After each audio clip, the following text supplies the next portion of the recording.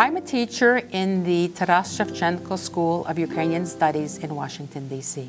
I would like to encourage American families who might be considering taking a Ukrainian child into their home to go for it and do it. There's so many advantages to doing this type of thing. For yourself, of course, you'll make a friend in Ukraine and have a person to visit, perhaps a family to visit it at some point in the future.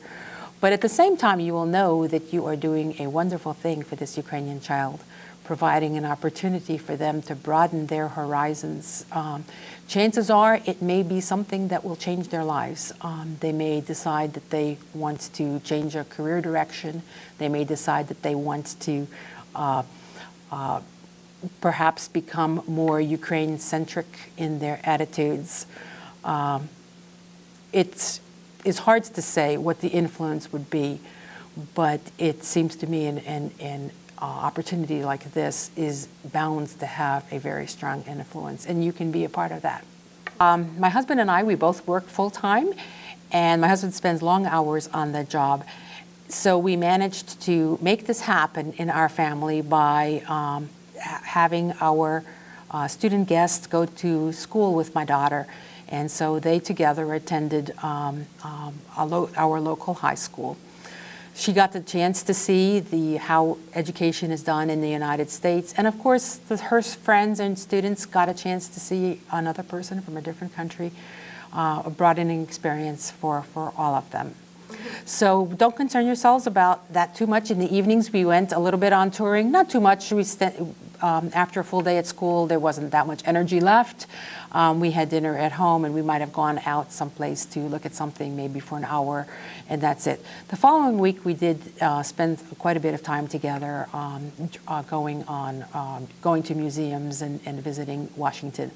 But this was also a nice experience for my daughter. The two girls went together and had fun together.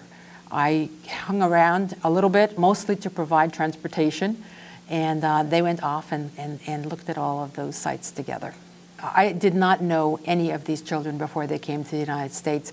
They were picked in Ukraine by a set of criteria. Some of them were winners of the Petroyasa competitions, and others were understood to be very good in English language studies or just in studies in general.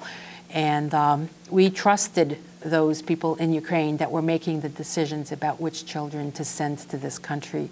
In addition, then the Social Development Institute in New York worked with the people in Ukraine to ensure that the children that were chosen had the opportunity to complete the whole process and were able to come here. I myself filled out an application. It's about a 5-page application about myself. I made sure that there was a lot of detail in there so that the families in Ukraine would understand what we were like and had a reasonable expectation of what it would be like for their child to be in our family. And in return, I understand that the Ukrainian students filled out an application. They didn't write too much, so it really wasn't that helpful to me, having seen what it was that they put into their application.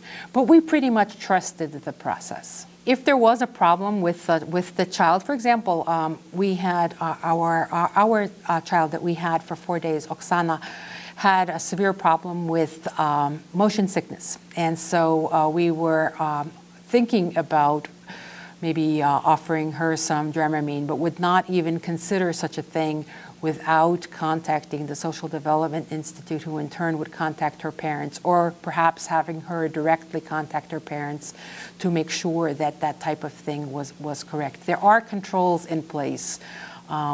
People here in the United States would never do anything that would harm their child or presume to do something without the parental permission.